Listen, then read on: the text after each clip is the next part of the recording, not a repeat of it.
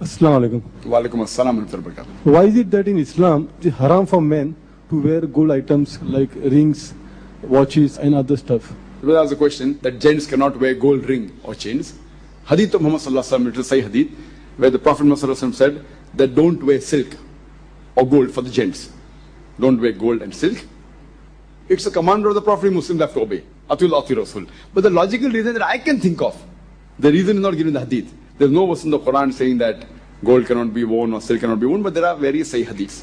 But the Prophet said don't wear, we will not wear. The logical reason we can think of is that these are signs of extravagance and more of show off.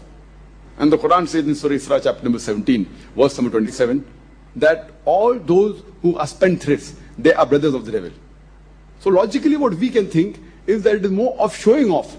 Wearing gold, wearing silk, it is a sign of showing off.